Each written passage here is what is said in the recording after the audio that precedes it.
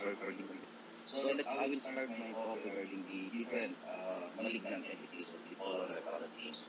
So we all know that colorectal cancer is a genetically pathogenic diseases, and then that arises with the different twinning pathologic pathways, the chromosomal instability, microsatellite instability, and the methylator phenotype.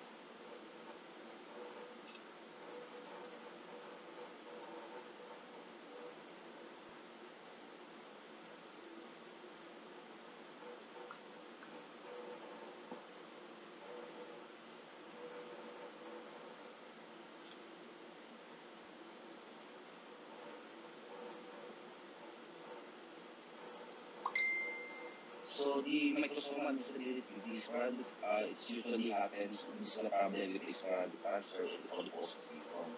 So the APC mutation, KRAS mutation, and the PLK mutation are most common mutations for these kinds of malignancy. And for Lynch syndrome, the main problem is the microsatellite instability, and the mutations are the MMR and MSI. And for methylator type, it's usually seen for accelerated polyp carcinoma, the most common mutation will be the BRAF mutation. So for hereditary colorectal cancer syndromes, we have two, the polyposis and polyposis. For polyposis, the most common, the adenomatous, which are the... I'm sorry.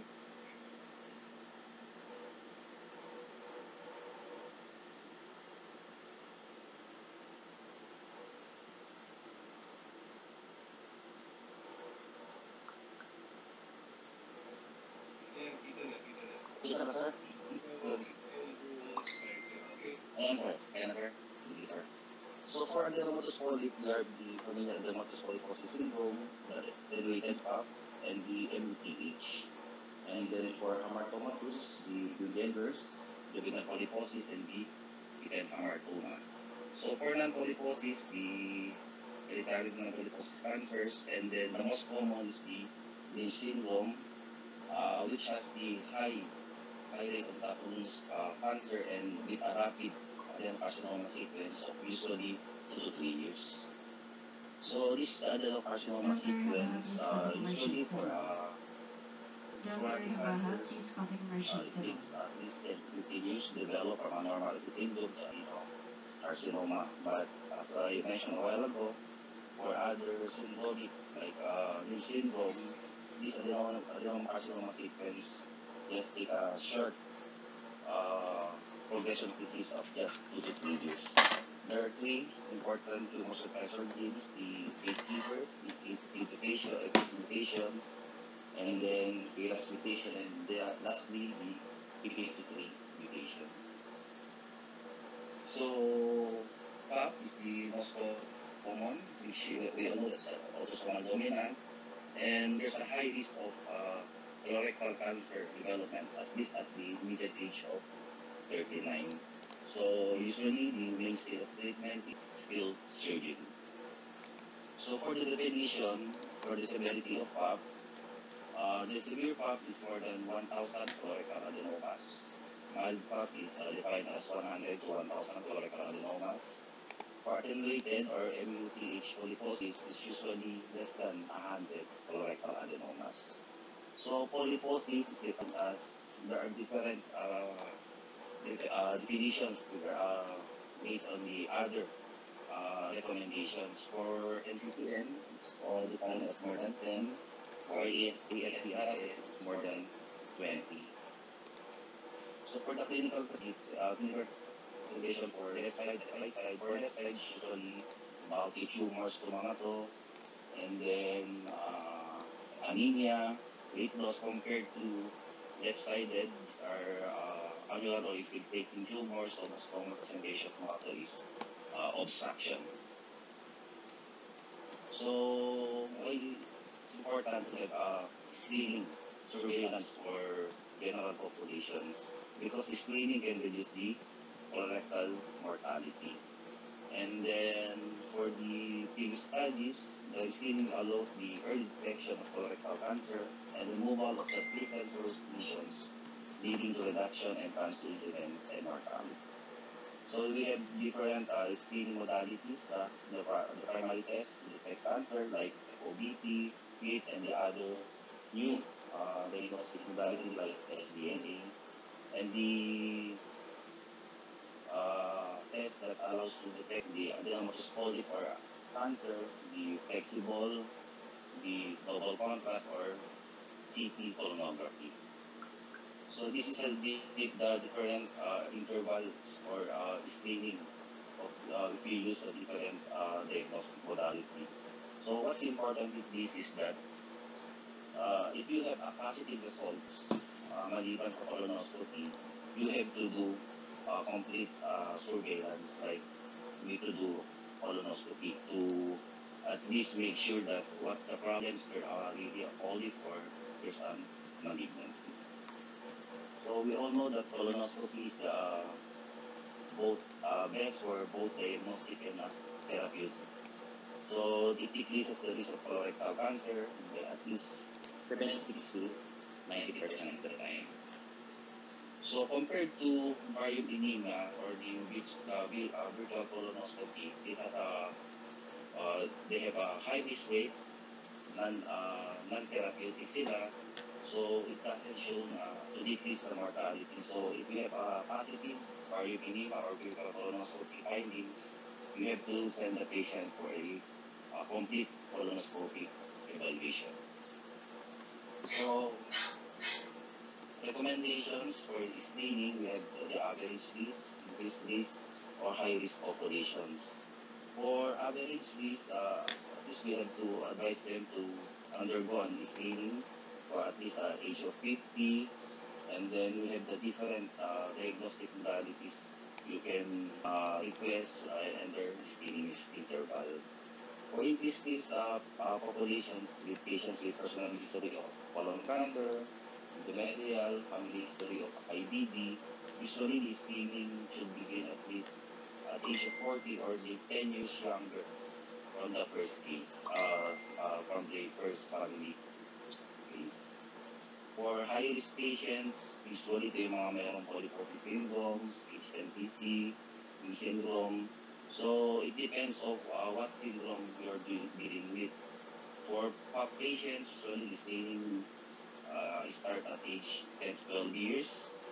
And then for Lynch syndrome, 2025, for IBD, usually malignancy sets in after 8 years of pancreatitis. Okay? So polyps can be classified as hyperplastic, inflammatory, hamartomatous, or adenomatous. Excuse me. But not all of these polyps are premalignant. So these spastic polyps are defined as a low-grade spastic lesion. They have a potential of progression to invasive. So they can be classified anatomically as pedunculated or sessile polyp. So this is the percentage of the risk of harboring malignancy for adenomatous polyps. For tubular adenomas, 5%. Tubulobligus and for villus adenomas is as high as 40%. So while the likelihood of polyp harbor malignancy is impacted by this classification, take note of this, that the treatment for all three classes remains the same. So it's still a complete effective. So it depends on the size. The larger the polyp, at least 2 cms, the risk of harboring malignancy is 46%. So high-grade dysplasia or severe dysplasia, if I keep it categorized, it depends on the AGCC staging manual. Ang tawag natin dito is the carcinoma in situ. So patients with adenomatous polyps usually are symptomatic, and usually it was just seen during screening endoscopy. But large adenomas may present with these kinds of symptoms, most likely of cold feeding, diarrhea, and the problem this is can be a lead of sections or colon. So for all adenomas or apparent adenomas, the treatment should be a complete removal. Why? Because it can help you for the confirmation of the accurate diagnosis, to exclude concurrent malignancy, determine the need for further evaluation, and to precludes malignant degeneration. So for the nematologist, you can advise colectomy if endoscopic or colonoscopic removal is impossible for large blood lesions or even for a fragmented specimen that you cannot uh, remove the complete polyp or full histologic evaluation.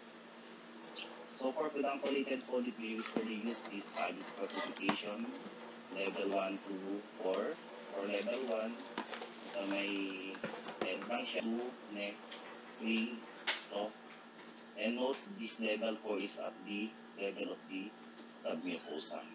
Compared for sessile polyps, it's usually classified as SM1, SM2, and SM3. But this sessile polyps from SM1, submucosal invasion na siya. So, for planning, if you have a malignant polyp with a pathologic results of Hodge 1 to 3, that include risk of metastasis is usually less than 1%. But for Hodge 4 or Kikuchi 1, 2, 3 with a submucosal invasion, there's a very high risk of lymph node metastasis. That's why for Hodge 4 and SM1, 2, 3, or usually SM3, usually advocate oncologic resection for these kind of patients. So note this, these are the risks of lymph node metastasis for malignant polyp. So for pathologic diagnosis, you have to evaluate for the lymphovascular invasion, the differentiation of the tumor, presence of tumor body, the structure, so the flat or more depressed polyp, and the level of invasion for Kikuchi SM2. So if you have a polyp with a pedunculated with a pathologic diagnosis of Paddock's 1 to 3 with negative hysterectomy observation can be done. But for sessile polyp, and then there's a what do we call this one? So we have the high risk features for developing lymph node metastasis. Usually we advocate to do an oncologic resection. So this one for a single specimen with completely removed with clear margins with preferable histologic features. It's pedunculated. So after polypectomy, observation can be done. But it's called sessile polyp with invasive cancer. You have two options to observe or advise the patient on oncologic resection. But on doing of observation, usually have a greater incidence of adverse outcomes like residual disease, recurrent disease like local or systemic, like the most dreaded complication like the hematogenous metastasis. But for malignant polyp with fragmented specimens after polypectomy and the presence of unfavorable histologic features, the ideal management would be an oncologic resection. So for colon cancer, still the best metastatic workup will be the colonoscopy, chest, abdominal, and pelvic CT. And then for the role of CA, usually we use this for the surveillance post-operatively for recurrence. So for colonic malignancy with a resectable and obstructive, yes, we have to do colectomy, but it depends on the general status of the patient. It can be we can do primary anastomosis or just do a ostomy for the patient. So currently we are adapting this principle. Kung sa rectal cancer, we have TME or colon malignancy. We have the CME or the complete mesenchymal excision. So for complete mesenchymal excision, it usually paired with central vascular ligation. So we have to ligate the feeding vessels or the main vessels of the site of malignancy actually at the root or the just the takeoff of the main feeding vessels. So for right side, the like vessels ligated are the ileocholic, right cholic, and then right branch of the middle cholic. For left cholic malignancy, the left cholic artery, and for the IMA and the IMB. So for T4D tumors with invasion with other structures like this in the photo, left-sided lesion with invasion of the distal pancreas and then the spleen, we have to do an en bloc resection because it can improve the patient survival with lower recurrence and then the lower rates of margin positivity. So for the reference, we have to know this T staging. So it depends on the tumor depth invasion of the colonic wall. So these are the risk factors for regional lymph node involvement for colonic malignancy. First, size, the poorly differentiated histology, the presence of lymphobascular invasion, and the depth of tumor invasions. Okay, this is the most significant predictor for lymphatic spread. So for T1 tumors, usually submucosal lesions. Okay, so the risk of lymph node metastasis is 5 to 20%. But compared to T3 and T4 tumors, the lymph node metastasis risk is as high as 50%.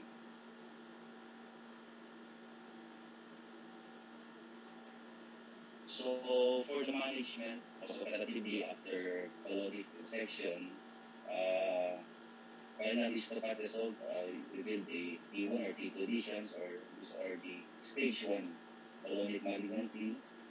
No adjuvant therapy is needed, so just advise surveillance. But for stage 2, you have to categorize high risk and low risk stage 2. Okay, so ano ba yung mga high risk stage 2? So high risk stage 2 is the presence of poorly differentiated or undifferentiated histology, the presence of lymphatic invasions, indeterminate or positive margin of resection, less than 12 lymph nodes examined, patients presenting with bowel obstruction or perforated tumor. So they are classified as stage 2 high risk, so they need an adjuvant treatment. If you have a stage 2 low risk patients, you have to advise them just a close surveillance and then no need for an adjuvant treatment. So she was showing you the pyramid of colon cancer adjuvant therapy for stage 2 high risk. Usually, you can give capecitabine or 5-FU with glucoverine. For stage 3, usually FOLFOX or KPX chemotherapy. And for stage 4, the irinotecan-based combination chemotherapy. And of course, we have to know the KRAS status of the tumor because for stage 4 malignancy, there's the role for biologics or the targeted therapy. So what's new with the management of the colon malignancy based on NCCN guidelines? Currently, for non-metastatic colon malignancy with bulky nodal disease or clinical T4D, for example, there's a hepatic flexure tumor with invasion of the duodenum, the liver, the gallbladder. There's an option to do neoadjuvant chemotherapy of giving FOLFOX or KPOX. The purpose of this is to make sure that the tumor can be downsized, okay, that can help us to do the better resection of the tumor afterwards. So for metastatic colonic malignancy, as I mentioned earlier, currently we have to determine the KRAS gene status of the tumor. So for resectable colonic malignancy, we have different options. Okay, we can do stage surgery and then just give adjuvant chemotherapy, or you can give the chemotherapy first and then check for resectability and then do the surgical resections afterwards.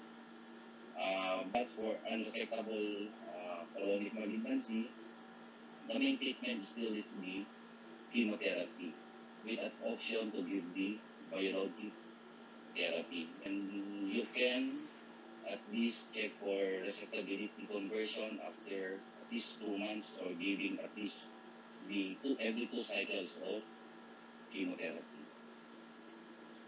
And then for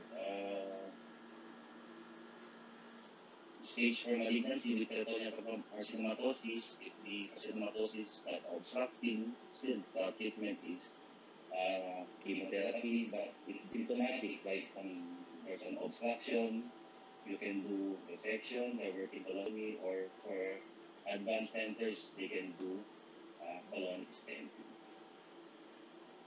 So, biologic targeted therapy, these are the monoclonal antibodies which increases the activity of cytotoxic regimens. So, for KRAS and BRAF mutant tumors, we can give bevacizumab.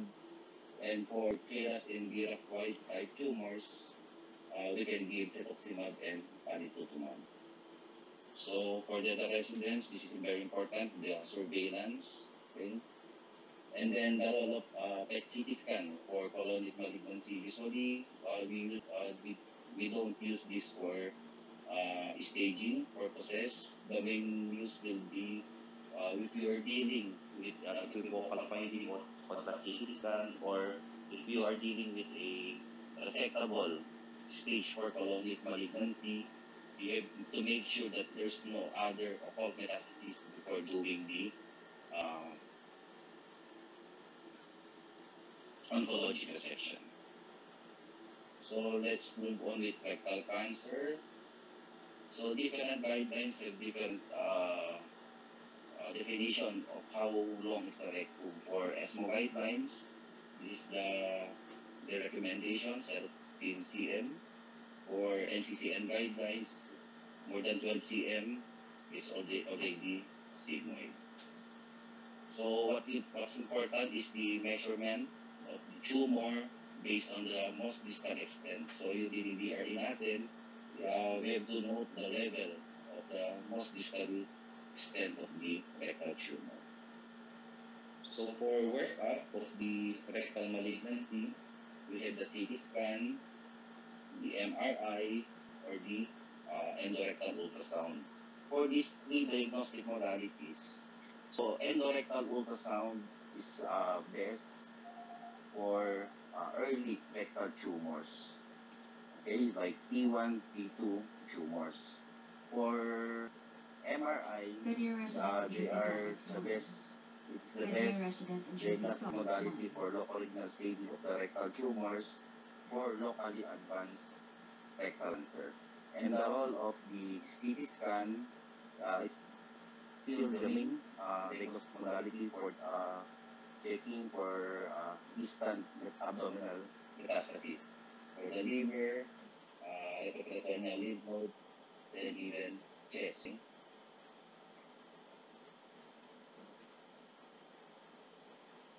So the principles for the management of the rectal cancer, still the neoadjuvant treatment of chemotherapy plus radiotherapy, and then the good surgical technique with TME.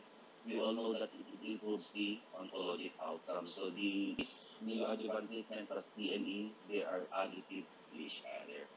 So between short course and long course, actually these two technique, they are both bioequivalent to each other, but the problem is with short course, there is higher toxicity and morbidity. And we usually use long course treatment without staging.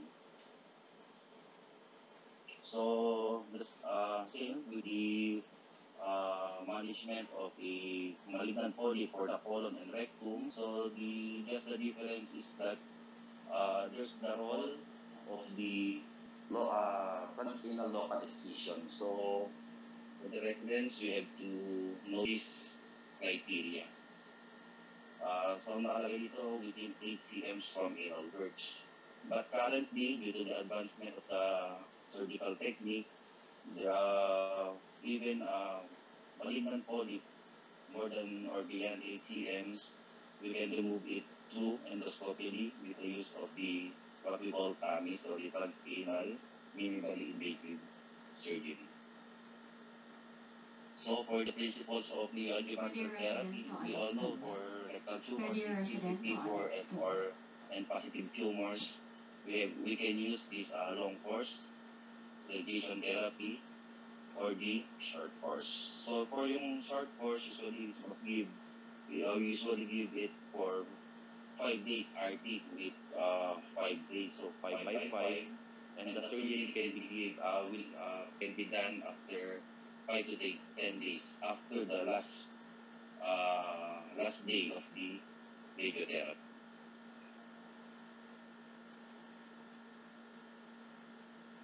So what I explained earlier, the radiotherapy and chemotherapy plus the TME, wound surgery, they are both additive, okay, not compensatory. So for short course, we usually use short course radiotherapy for T3 resectable tumors. But for bulky rectal tumors with T4B, T4A, we usually use a long course. The main purpose for downstaging, downsizing, complete pathologic response, and sphincter preservation.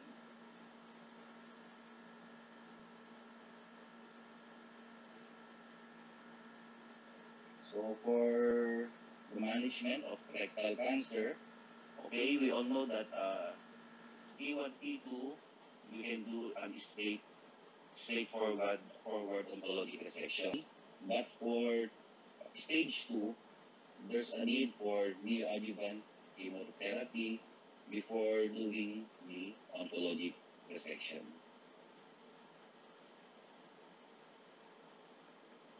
So for the adjuvant therapy for rectal cancer, usually the preferred combination chemotherapy is the FOLFOX and the KPX.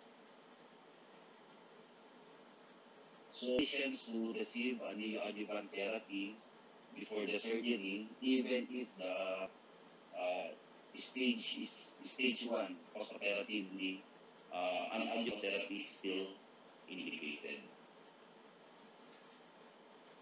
And radiotherapy, as mentioned a while ago, is indicated for stage 2, stage 3 rectal cancer. Compared to colonic malignancy, kailangan natin silang i-categorize between high risk and low risk before giving or indicated for an adjuvant treatment.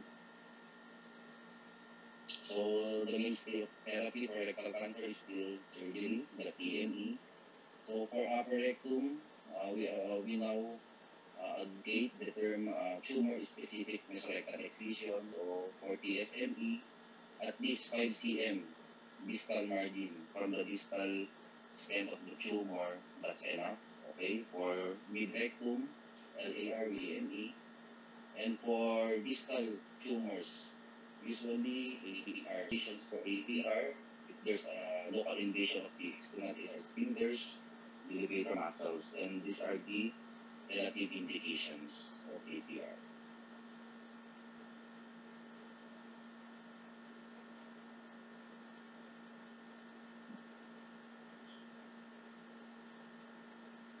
So what's new with the management of rectal cancer according to NCCN? There's already the option of what we call total neoadjuvant therapy using FOLFOX or KPX. They are indicated for tumors with clear circumferential margin. So what we do here is we have to give the full course of the chemotherapy, and then after giving the full course of chemotherapy of FOLFOX and KPX, the patient will undergo the long course, the usual long course, radiotherapy or the short course before doing the surgery. So with this approach, they usually notice better survival, better acceptability, and then mas complete pathologic response. So for metastatic cancers, ideally, we have to do MDT. And for metastatic resectable, the main treatment is still chemotherapy. And then check for resectability of the primary and the metastatic tumor if we can do oncologic resection for curative intent therapy. For a unresectable metastatic rectal cancer, still if it's symptomatic, chemotherapy, but if it's symptomatic, we have to do surgical procedure like stenting for this stenting is not an invasive procedure, okay, but sometimes it's not available, you have to do a colostomy. So let's move on for anal cancer. So we all know that the most common anal cancer malignancy is still the SCCA. So what's important with anal squamous cell cancer is the management. So we have to, for the residents, you have to know this staging. So T1 tumors is less than 2 cm. T2 more than 2 cm. Okay, because for the management of this malignancy, you have to know the region of the anal canal. The anal canal SCCA, which is from the anal verge up to the dentate line, okay? And then the perianal canal SCCA is from the anal verge going periphery Attention up to everyone. 5 cm We will be radius. saying a prayer Because for all our anal cancer, the frontliners. treatment is still Could we all pause for a moment and pray together? chemoradiotherapy, what we all know the NIGO protocol. And this NIGO protocol can O merciful Father, who have wonderfully fashioned man in your more own than image 80% of the time. and have But made his body compared to to be a temple of the Holy cancers, Spirit, there's a role we of pray for our local doctors, excision if nurses, the tumor is allied T1 health or less than workers, 2 cm and all with those whom you good have called to study histologic and differentiation practice the art of or well healing and the differentiated. prevention So of there's diseases the and role pain. of local excision and then Strengthen there's them in body and soul, and bless their work, surveillance after that they may give comfort to those for whose salvation your Son became man. the stage.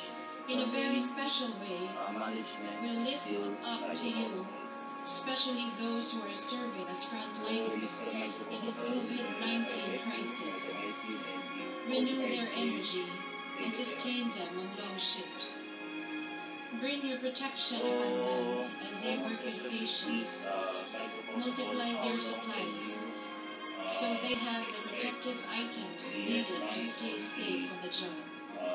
We ask this through Jesus Christ, our greatest physician, Lord. Usually, we can wait for the tumor regression up to 6 months. And after 6 months, if there's still a tumor or suspicious tumor present, you have to do biopsy. If it's proven malignant, the presence of SCCA pa rin, so you have to do salvage surgery.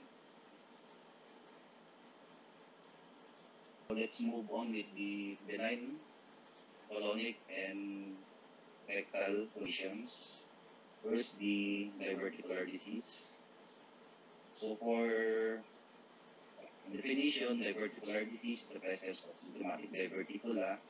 Diverticulosis is the presence of diverticula without inflammation. And if there's a diverticula with an associated inflammation, we call it diverticulitis. Majority are false diverticula.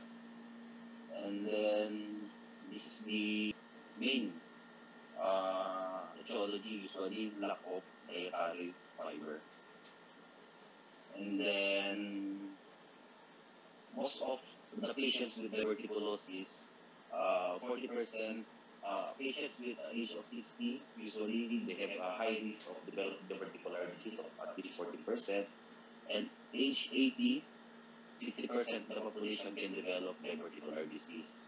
And patients with diverticulosis, can develop diverticulitis with 25%, and 95% of diverticular disease is located most commonly at the sigmoid or the left colon. And complicated diverticulitis occur at the rate of at least 35 to 40%. This is the reason why if we're dealing with a complicated diverticulitis, we have to do surgery afterwards. So for the symptoms, usually fever, palpable mass, left-sided, abdominal pain with leukocytosis. So the main recommended diagnostic modality is still CT scan because it's highly sensitive with low false positive rate.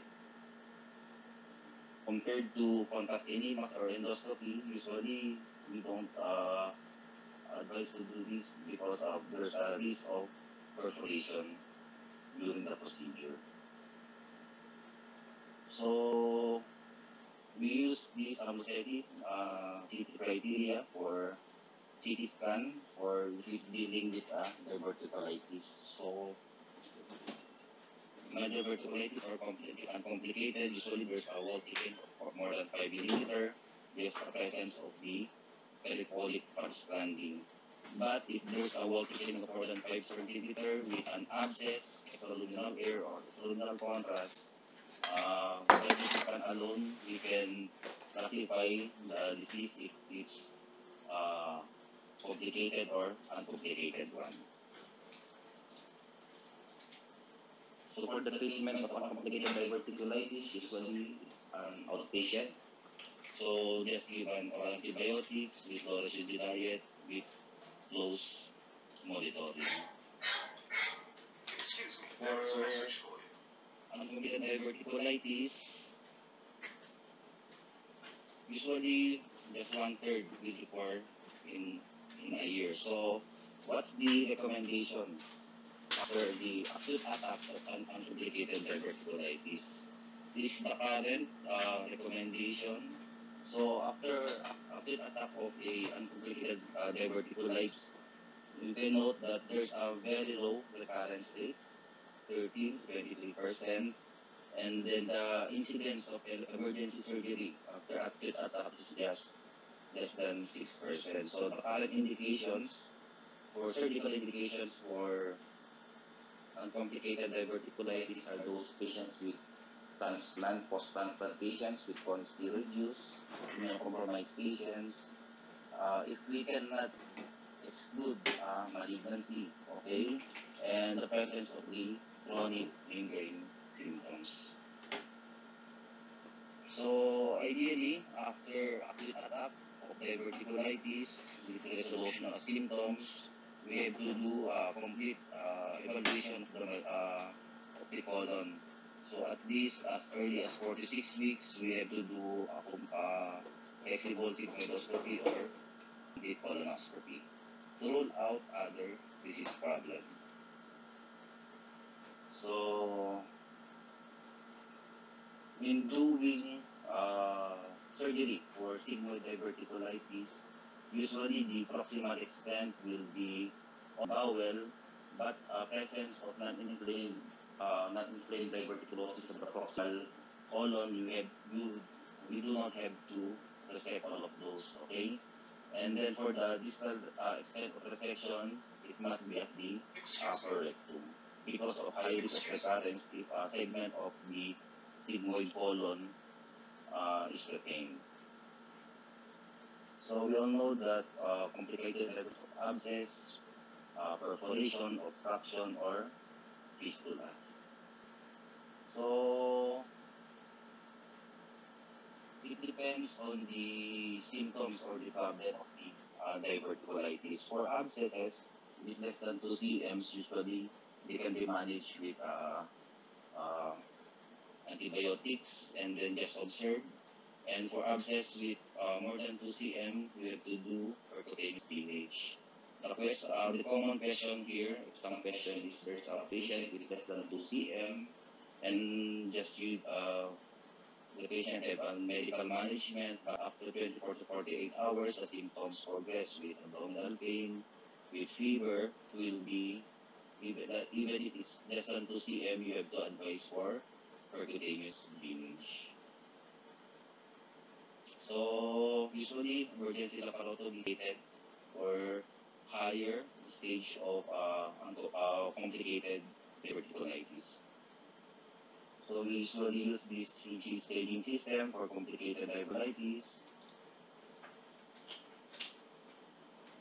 And for stage 1, stage 2, at least we can do much better surgery with our stage procedure. But the stage 3 and stage 4, the safest still the safest is Hartmann. So some, you can see that for clashing patients, still the less invasive surgery is just do drain and proximal diversion, but it's only indicated for high-risk patients, clashing patients. But the patient is stable, still the best surgical procedure is to do 12-7.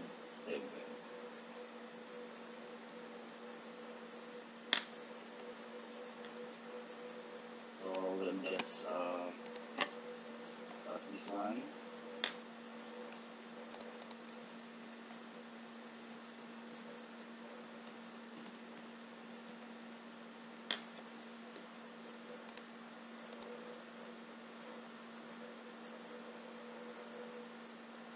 So I made a diagram for the management of the complicated and uncomplicated diverticulitis. For uncomplicated, still outpatient treatment. Elective surgery is only indicated for this kind of patients, post-frontal patients, compromise, ability to exclude malignancy, and presence of chronic lingering symptoms. But for complicated diverticulitis, if the patient presents with peritonitis, we have no choice, we have to do emergency surgery. But without the patient presents without peritonitis, we can do conservative management, antibiotic treatment, and then prepare the patient for an elective surgery because of very high current state of at least 40%. So for lower GI bleeding, the first goal is still first ABC, okay? Liquid resuscitation, optimizing the patient's hemodynamic parameters, and correction of other problems like coagulopathy or thrombocytopenia. So the second goal will be the identification of the source. Okay, you have to rule out papillary malignancy by doing NGT, lavage, anoscopy or proctoscopy, or rectal lesions, or if it's available, you can do colonoscopy and enteroscopy. There are other options, the RBC tag or the angiography if it's available. Sometimes the bleeding persists and we have already localized the bleeding, okay? It's better to do a segmental resections, but for continuously bleeding patients, crashing patients, we have no other options, we have to do a blind subtotal collectomy. So for volvulus, most common location for volvulus is still sigmoid colon, but we all know that it can happen to right side or even the transverse colon. So usually the presentation of this kind of patients, they have presentation of acute bowel obstruction, which rapidly progresses to generalized abdominal pain and tenderness because of the high risk of ischemia and perforation. So this is the classic abdominal X-ray for sigmoid volvulus. But remember this one, this classical radiographic appearance for volvulus is only identified in 60 to 70% of the patients. So, minsan, nagugulat tayo intraoperatively without plastic radiographic findings of dealing with an obstruction. Pagbukas natin, volvulus pala yung problem. So, for gastrography and lima, this is the patognomonic bird's peak. See that radiographic appearance. let's just move on with the management of the volvulus.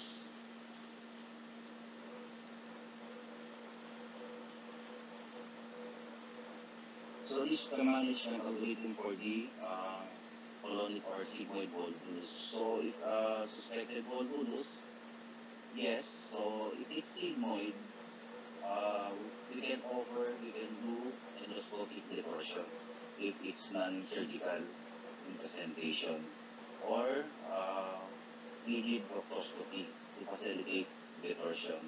If our detorsion uh, is successful, we have to put a rectal tube for continuous decompression and then buying some time before doing the elective sigmoidectomy.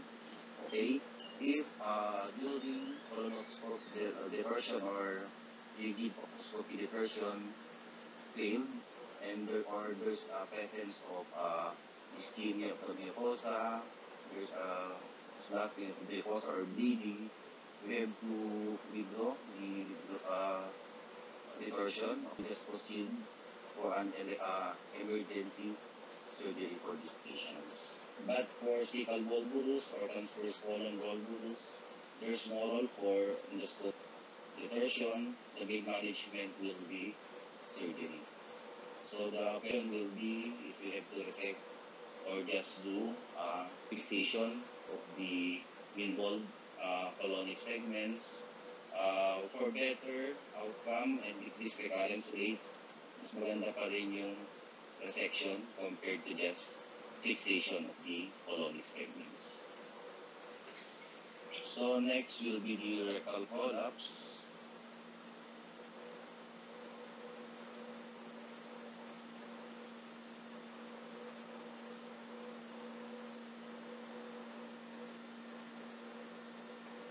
These are the anatomic risk factors for developing rectal prolapse. Usually, the patients with rectal prolapse have a large or redundant colon.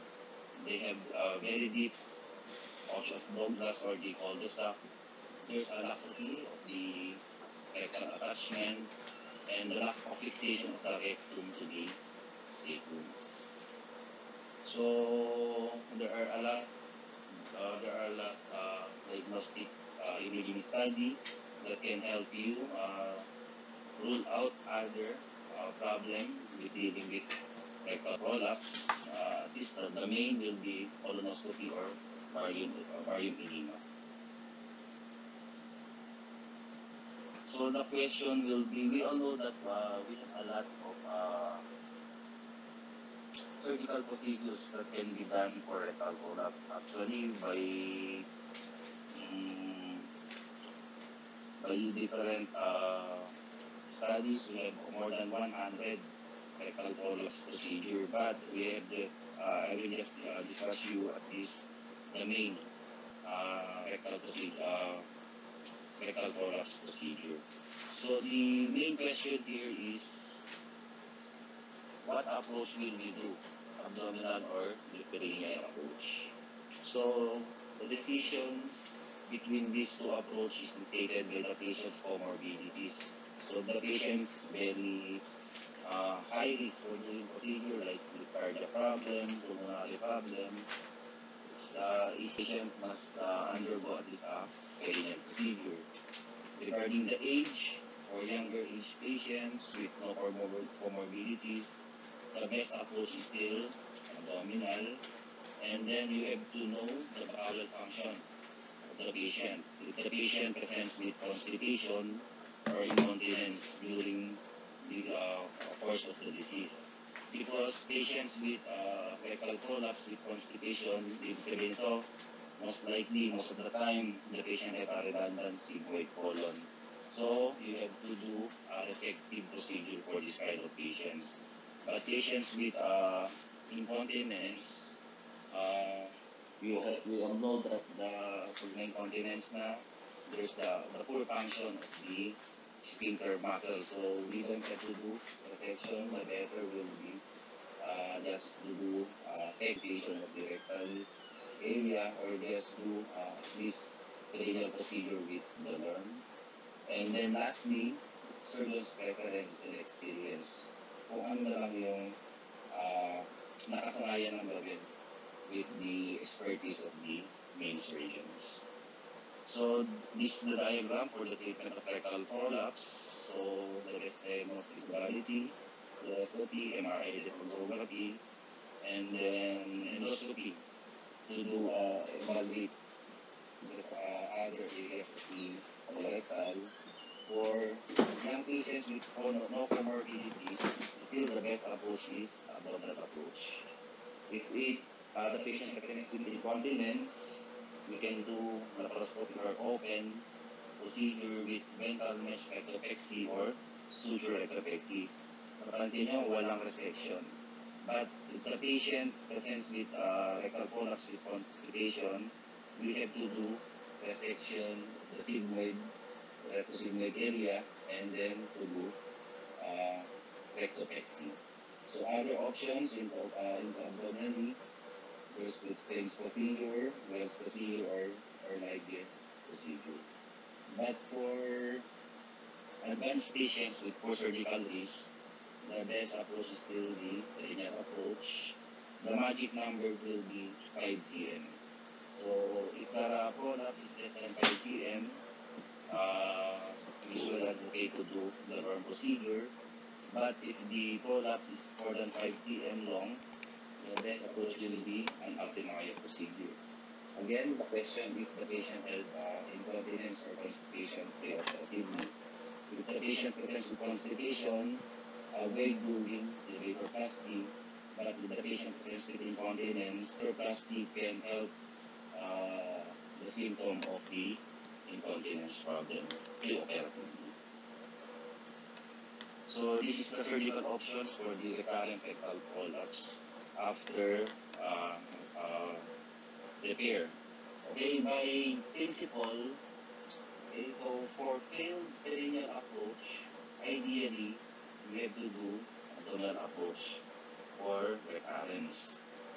And then, no resection rule. Ibig sabihin, if you had at the first OR, you cannot do another resection procedure for the next OR. For example, in the first procedure, we have done Altenmeyer procedure, so it's a resection procedure. You can now, the next procedure for this recurrence is non-resection procedure. So you can do just fixation, okay, or the Lorne procedure. It's either abdominal or perineal procedure, basta non-resective na siya. So ayun lang yung main principle for recurrent rectal prolapse. Next is the OGLB syndrome. We all know it's the issue of obstruction.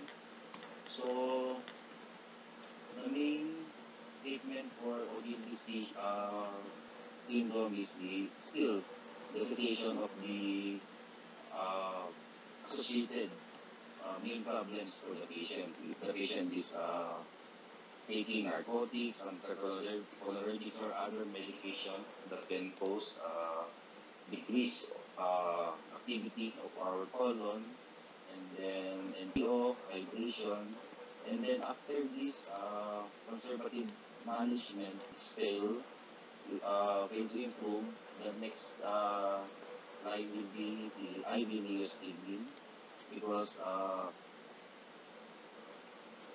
this is the best medication for this kind of patients. But after giving IV neostigmine and it still fails, there's the role of the colonoscopic decompression. But sometimes after colonoscopic decompression, failed pa rin, we have to do surgical management with at least tube secostomy or subtotal, or just to do secostomy for unstable patients. So this is the algorithm for acute pseudo obstruction. As I mentioned a while ago, the first line management is still neostigmine. If it fails, colonoscopic decompression, or failed pa rin, we have an option of doing surgery. So, ischemic colitis, compared to SMA, the most common pathology for SMA is still cardioembolic. But for colonic ischemic colitis, the main problem is it's low flow ischemia because of these different risk factors.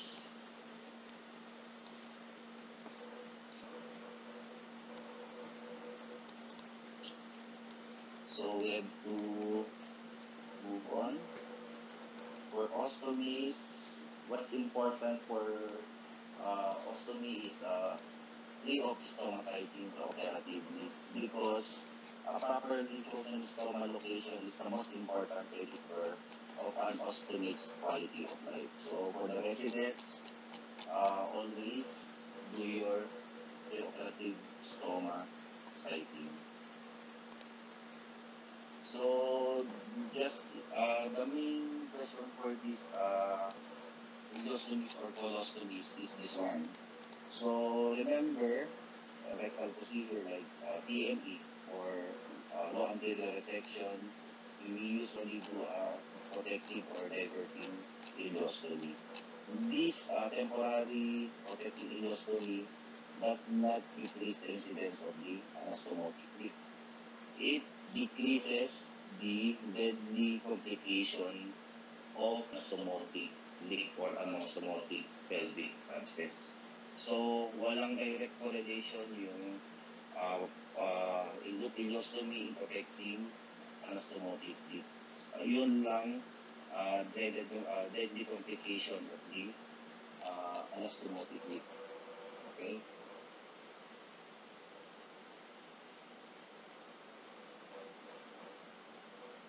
So, for complications of stoma necrosis, for the residents, we have to know this bedside test tube examination to visualize if the ischemia is above or below the fascia. Depends on your results.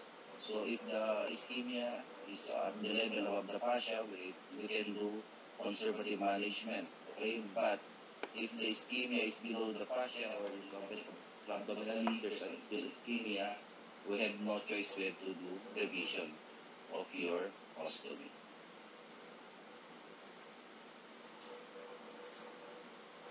So, question, the main principle for this diverting procedure for ileostomy, what's the best diverting procedure, ileostomy or colostomy for rectal surgery? So, actually, the complication rates are the same. But these two, ileostomy or colostomy, have different complication profiles. For ileostomy, we all know that they have the higher risk for developing electrolyte abnormality, dehydration, peristomal dermatitis. But for colostomy, we are looking prolapse, okay, and parastomal prolapse, there's a colostomy prolapse. So, same lang sila ng complication rate but different complication profile.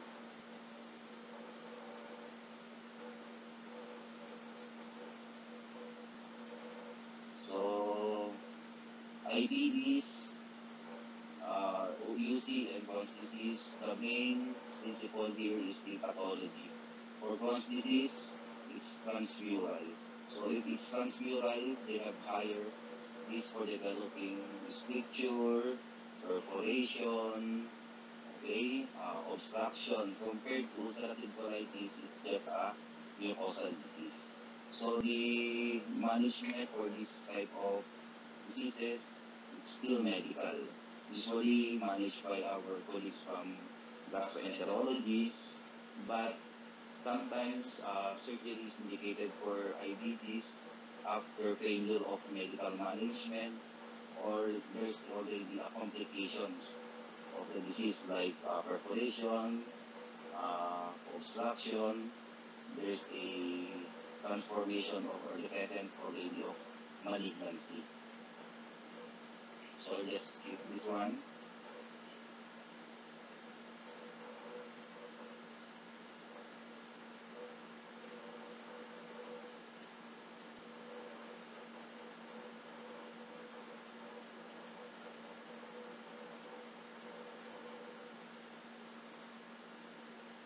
So let's move on to the last topic. So benign renal conditions. First, the hemorrhoids. We have to know this grading of hemorrhoids. So internal above the dentate line, external below the dentate line. Okay, sometimes there are mixed hemorrhoids. There's a component of internal and external hemorrhoids. Importante lang dito is the external hemorrhoids usually is associated with pain. While in internal hemorrhoids, there's no somatic sensation there is a message at the for you. renal canal band above the dentate line. So, uncommon yung pain unless there's a component of mixed external hemorrhoids. So, the treatment depends on the signs and symptoms. So, we have a lot of options for hemorrhoidal disease. So, excisional techniques or other new modality like sclerotherapy, RBL, coagulation, hemorrhoidal staplers, the arterialization. So for bleeding hemorrhoids indicated with first degree or second degree, usually we can manage this as medical therapy or conservative treatment by just giving dietary fibers to softeners, advising the patient to increase fluid intake, and avoidance of straining. But for persistent, you can offer them with outpatient procedure with the rubber band ligation. So, rubber band ligation is indicated for grade 1 to 3 collapse and also for bleeding, grade 1 to 2 internal hemorrhoids.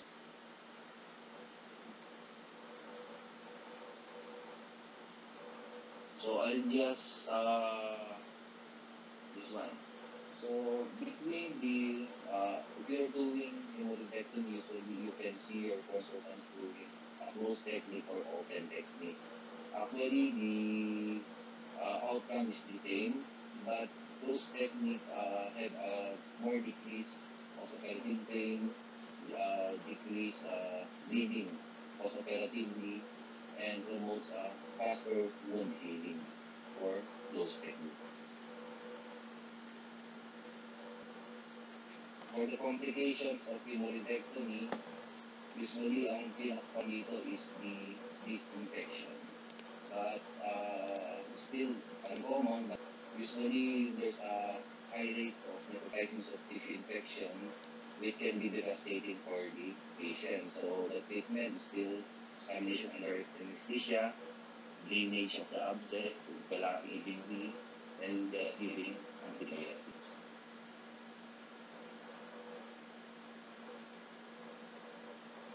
So other procedures for hemorrhoids will be the scaffold procedure.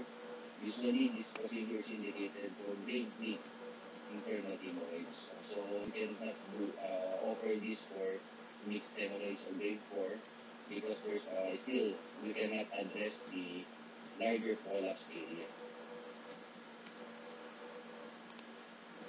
And then infrared coagulation technique is available with other advanced centers. Sclerotherapy with an injection of potassium sulfate or the tannic acid. Indicated for grade 2 internal hemorrhoids. And then sometimes, a few years ago, this HALVAR procedure was introduced. So it's indicated for grade 3 internal hemorrhoids. So we have to the feeding mess is identified and ligated, followed by application of the prolapse hemorrhoidal tissue.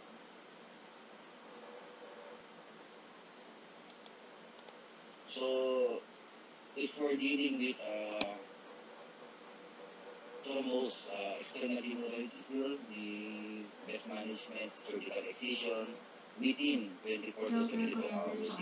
But if the patient is experiencing the symptoms beyond 72 hours, usually yung pain nito nagsusubside na, and then the clots already resolving. So you have to advise just conservative management and advise the patient for an elective hemorrhoidectomy.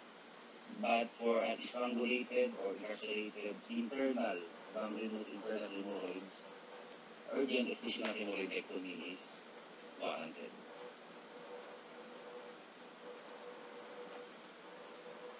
So this is the ASCRS treatment algorithm for hemorrhoidal diseases.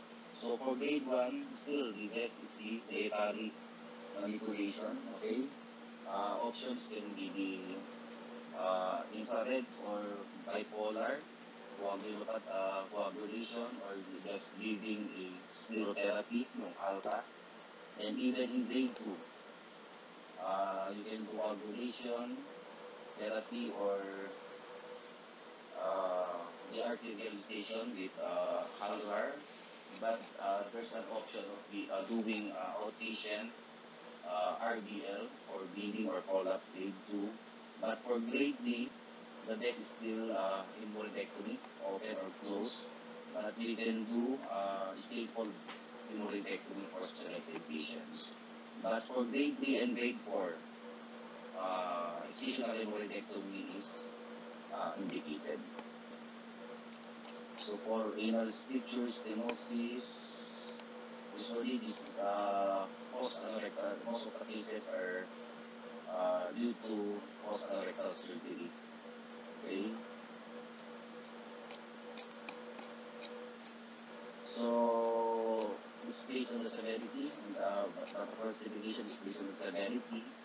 For mild, moderate, or severe. For severe, even your little finger cannot be forcefully inserted to the segment, or even a small will produce a liver factor. So sometimes for severe, we have to do surgery for these cases. And then sometimes we have to do classification based on the level, stricture. If it's high, above the dentate line, middle at the level, or low, it's below the dentate line. So first, if you have a mild to moderate, you can do conservative management. Okay, just doing dilatation of outpatient regularly. Hopefully the patient, the problem will be addressed. But for severe stenosis, we have to do surgical revisions like stricture release, sphincterotomy, sphincteroplasty, or even alloplasty. So next will be anal fissure. So this is the cycle of the pathology of chronic anal fissure. Because of the spasm of the internal anal sphincter, there will be pain, the steering, and there's the ischemia at the level of the anal canal, most likely at the posterior. So cyclic lang siya, kaya nagiging chronic yung anal fissure. So we have to, when treating anal fissures at the early stage pa lang of acute, we have to treat them to prevent it from progressing into chronic anal fissure. So, type of fissure location, typical anal fissures located anterior or posterior, but most of the times located posteriorly, and usually idiopathic because of secondary to spasm of the internal anal sphincter.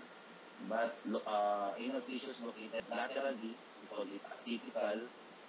We have to be more investigative for these kind of patients because sometimes it's related with IBDs, infectious, and even malignant neoplasms.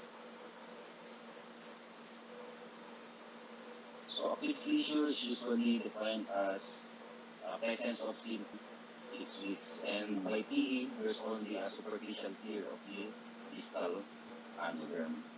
But for chronic anal fissures, usually the symptoms more than 6 weeks, and there's other findings like the presence of hypertrophied anal papilla externally, internally, and then the external skin tag externally, and the presence of the white fibers during the level of the skin separation of the tissue. So for the management, I'll just show you the algorithm. So this is the ASRS treatment algorithm for anal tissue. So first, in your physical exam, you have to identify if it's typical or atypical anal fissures. If it's atypical or lateral location, you have to do biopsy and culture to rule out other problems. Okay, but if it's typical, anterior or posterior, midline, so you have to determine the length of symptoms. If less than 6 weeks, usually it's an acute, so it can be managed conservatively by just giving this fiber, water, laxative, or even acid stat.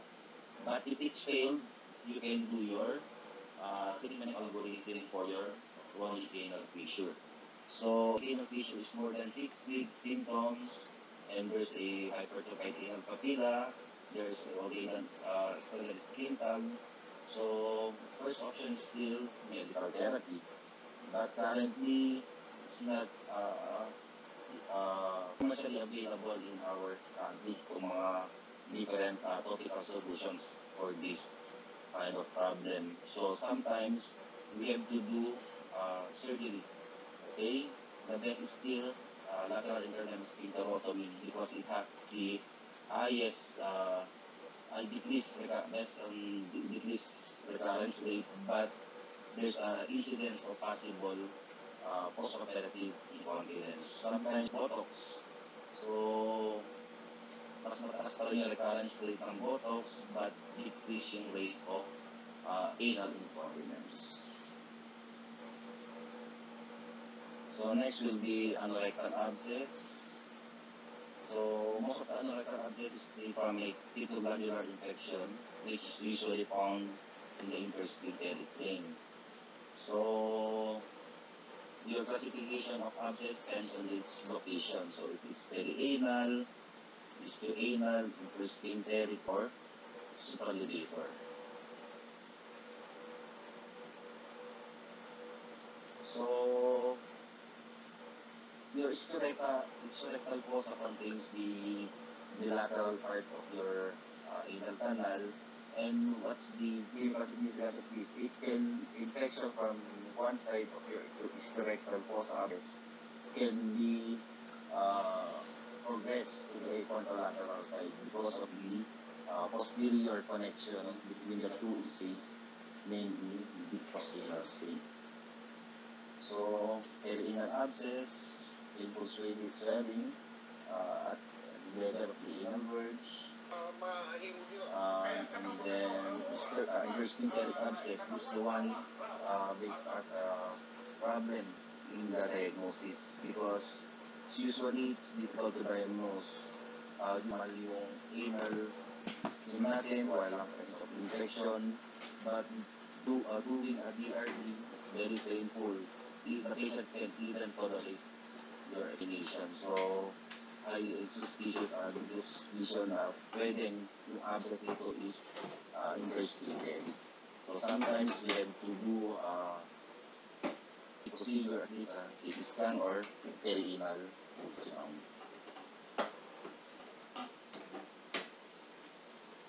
So treatment, perianal abscess, drainage, and then just make a closure incision, but remember you have to excise the dog ears of the edges to prevent premature closure for facilitating more drainage of the abscess. And if you're doing IND for perianal abscess or even okay, make sure that you incise at the level of the plaque 1 skin nearest to the anal verge.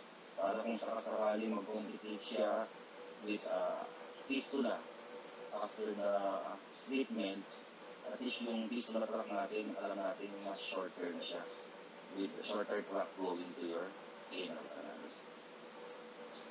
So colorectal abscess, they can form a horseshoe abscess because of the communication of the proximal space. So the management will be modified handling technique usually, or the mismong handling technique. So ang difference ng modified handling technique and yung classic handling technique is the hindi natin siya these internal sphincterotomy is not done at the modified handling technique. We just do drainage of the posterior area and in the two lateral hysterectal space. Sometimes we put siphon on both opening and then facilitate drainage. So intersphincteric abscess is still examination under anesthesia, and sometimes if it is present, we have to drain it intraanally. Then if we will drain it externally, most of the time sphincteric fistula. So much better if drain natin sila intraanally. So for supralevator abscess, so it depends on the etiology of your supralevator abscess. So this kind of abscesses usually diagnostic imaging is warranted. The best one will be with MRI. So if we have identified the etiology of the suprarenal abscess, if the main problem is an extension of intersphincteric abscess going to the supralevator space, the drainage procedure ideally will be done transrectally. But if the main etiology or problem of the supralevator abscess is from extension of hysterectal abscess going up, okay, so we have to drain it externally to the perianal region. So just showing you the different options of draining, the draining siphon or the SRE catheter. And lastly, the fistuline ano. Okay, so majority are secondary to glandular abscess. Sometimes after glandular abscess, 50% of the time, the patient had no complication. But 50% of the time, with complications of fistuline ano. So we have to identify or classify the fistuline ano, either simple, complex. For simple, fistuline ano, usually intersphincteric, low transsphincteric, or even just a submucosal fistula. For complex fistuline ano, usually the high transsphincteric, suprasphincteric, extrasphincteric. This one, anterior fistula in women, and other fistula caused by malignancy, burns, surgery, or even trauma. So this definition of fistula in ano, the Parkes classification. In this classification, most common pa rin is transsphincteric. So, Budsal-Sul can help us predict the course of the trap with a connection intra-anally. But the predictive value of this principle, most accurate pa rin posteriorly, just only at least 60% of the time. So just showing you the different classification, the intersphincteric,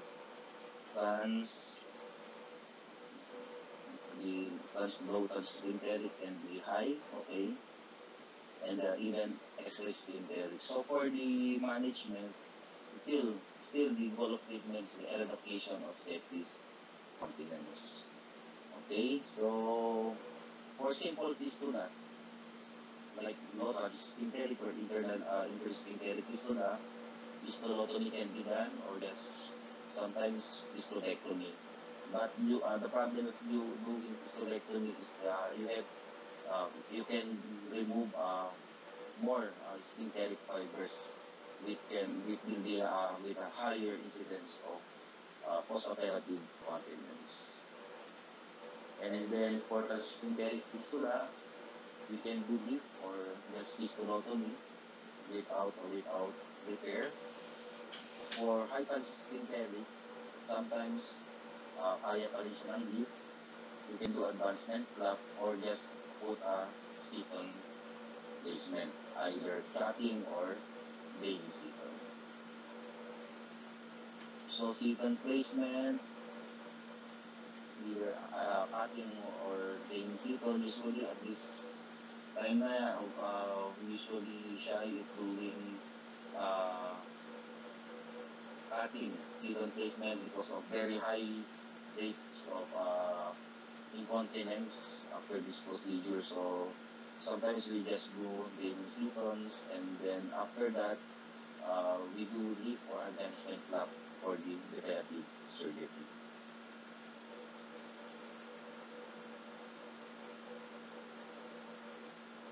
So this is the treatment algorithm from the ASIAS for fistula in ano, still DE, and then secondary assessment, the best is still pelvic MRI. Okay, so it's just simple fistula, you can do these procedures, but for complex, yours is indicated. So I think this is my last line, and thank you.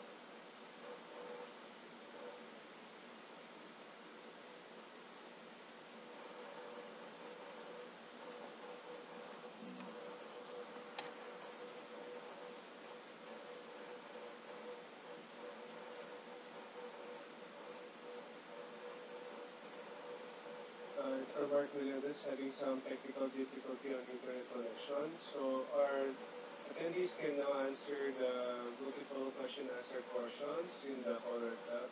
And in a few minutes time, Dr. Mark Melendez can check your questions in the chat box or Q&A that can be answered by Dr. Andy.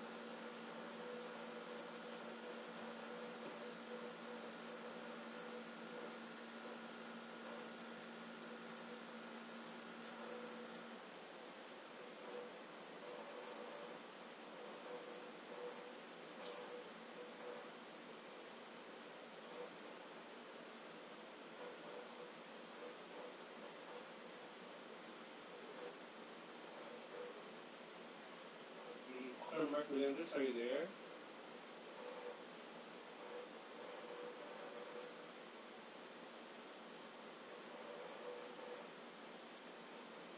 We cannot hear you. Yes, we can hear you now. Okay. Yes, I think we're almost done with our 5 minutes na allotted for the multiple choice questions. I hope Dr. Fontanilla is back. Yes, sir. Ayan, so maybe we can start answering the multiple choice questions na. Okay, sir. So patient with known case of squamous cell carcinoma of renal canal, and then follow up after 10 weeks after completion of the micro protocol. And on PE, there's still noted of a 2 cm mass compared to 3 with 5 cm. So nag-downsize siya. So what's the appropriate option at this time? So most of our residents answered letter D, local excision. So that's the wrong answer. So the correct answer will be letter C. So we have to reevaluate it after 2 weeks. Remember, as I stated a while ago, so giving Negro protocol for anal squamous cell cancer, at least I have a cure rate of at least 80% of the time.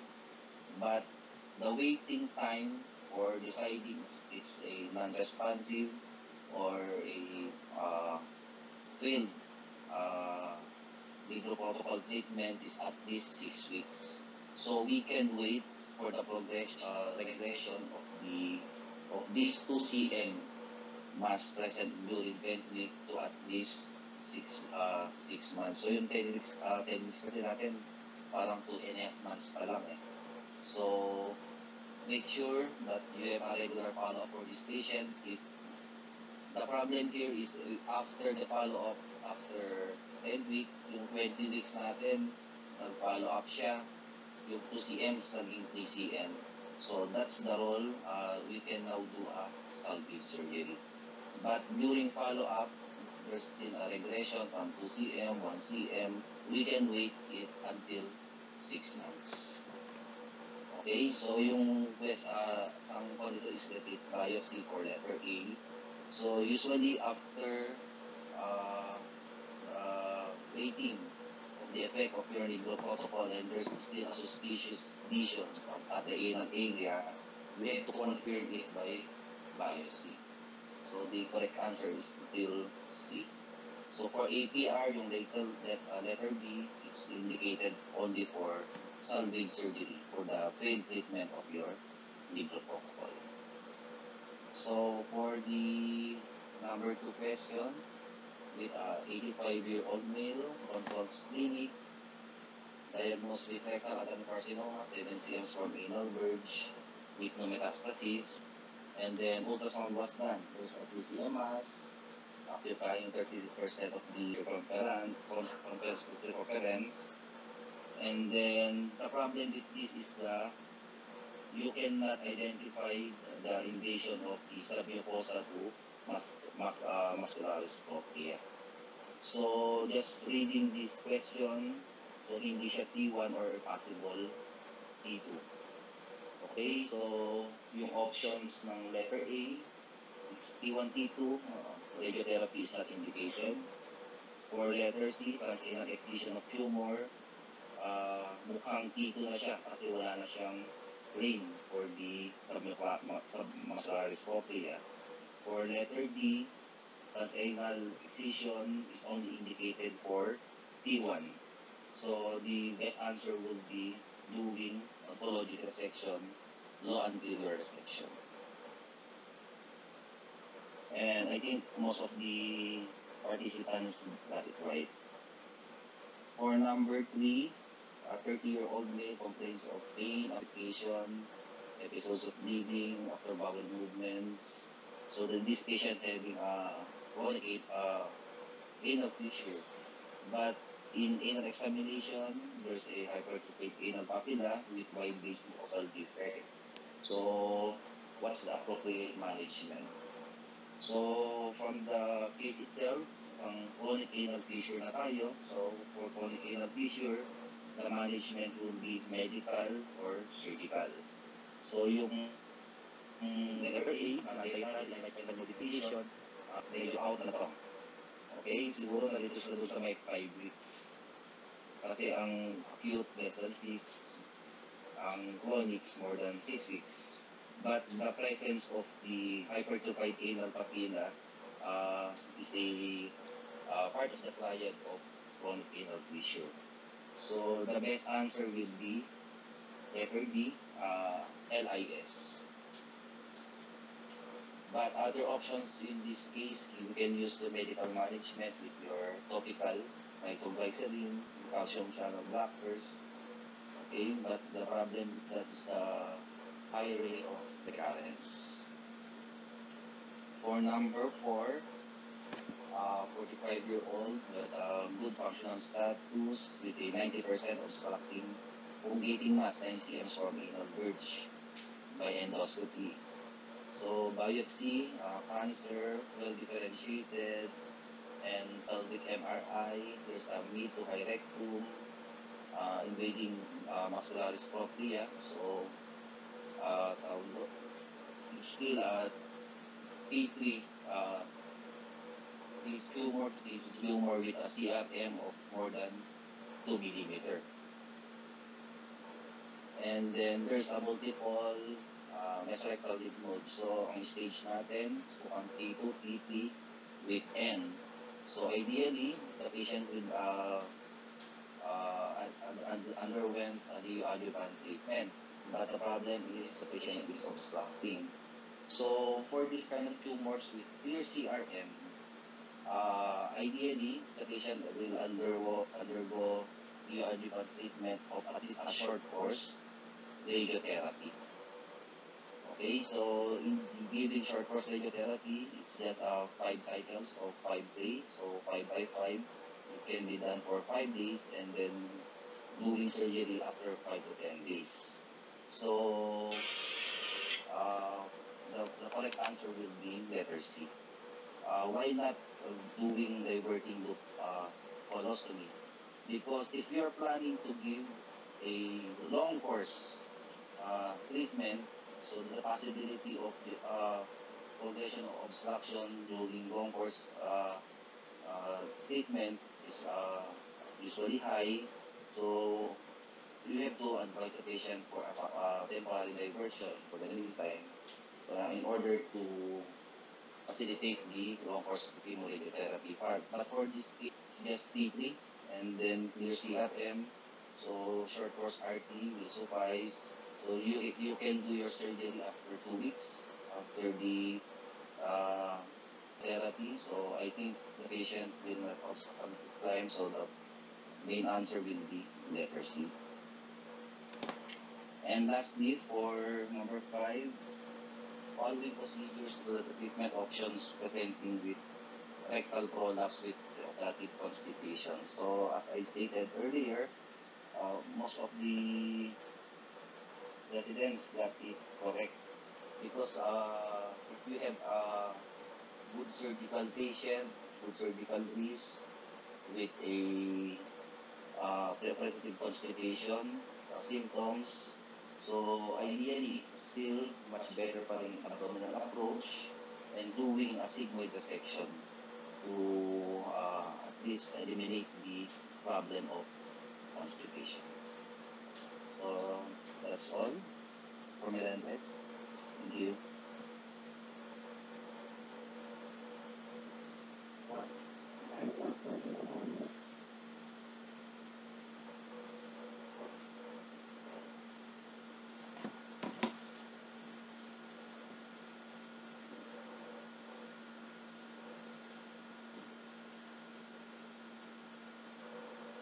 Sorry, Dr. Melendez, I can't hear. May nagtatanong lang, Doc, regarding the decision to choose between transfers versus a sigmoid tube colostomy for obstructing rectal cancer. Yes, sir. Very good question. So, if we're dealing with rectal malignancy, that presents with an obstruction, so choosing between what side of the colon will you sterilize? So first, you have to evaluate completely the patient. If it's a local disease, locally advanced disease, that it needs a neoadjuvant treatment before doing your uh, surgical dissection. So, divert muna tayo, okay? So, if you're planning, your next plan will be doing no anterior dissection for your definitive procedure. The best site or the best segment of the colon to be exteriorized will be your proximal transverse colon. Why? Because you need a healthy length of your left-sided colon with untouched vasculature to be anastomosed under anal canal in doing LAR. Okay? But if your definitive procedure will be your plan of doing an APR after the adjuvant treatment. Okay? So, the best, for me, the best site of the colon to be sterilized will be your sigmoid colon. Okay? So, during the operation, you don't have to uh, touch or relocate your colostomy, ayun na yun, and colostomy niya, and then just transect the distal loop of your sigmoid colostomy to be removed with your rectum up to your anal canal. Right? Hopefully, I've answered the question. Okay, napakaliwanag. Thank you very much, Dr. Fontanilla. Napakagandang lecture. So, before we end the review, I'd like mic to Dr. Billy James for our overall course coordinator.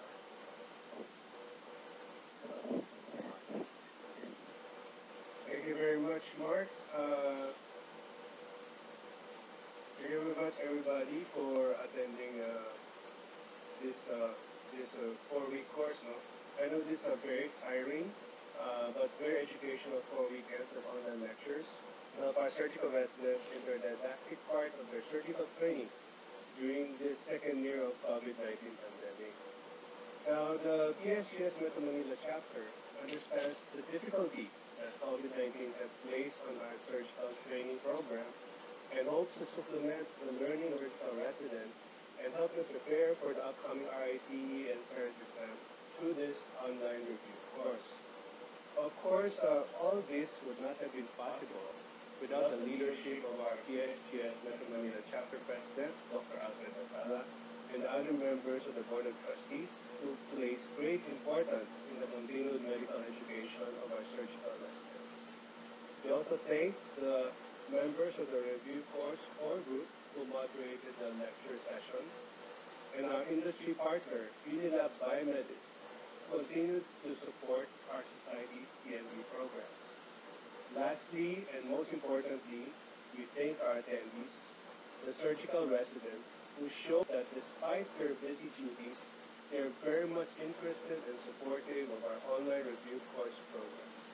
And it is for them that we give our time and effort to ensure that they'll become competent and excellent surgeons in the future.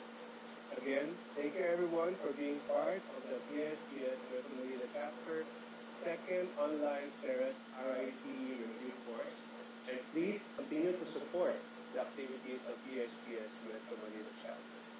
So everyone, have a pleasant Sunday and enjoy the rest of the weekend. So, Mark, and actually thank you very much, and I hope you guys will join us again for the next review course, whether it be virtual or on-site or hybrid, based on what happens from here on into the future. So thank you very much for this is a very high yield review course today, especially ang dami naka-online to listen to the colorectal lecture. Right, Mark? Andres? Hello? Agree. Yeah. Dr. Mark, Magaling mga lecturer natin. galing. Dr. Mark and Dr. Albertson, magaling talaga lecture natin today. So, thank you very much, guys. So, if you have any, suggestions or comments, please send it to my email, which I will be sending in the chat box right now. So, any comments and suggestions, please just send my email. And don't worry, we will not name you personally. Paparating natin as anonymous to the board. And as for any suggestions to further improve this review course program. So, salamat sa lahat. And with that, we end this fourth day on the TSTS second online review course for the sales at RIT. Thank you very much, guys, and hope to see you again next year. Thank you. Thank you very much. Thank you, everyone. Thank you, everyone.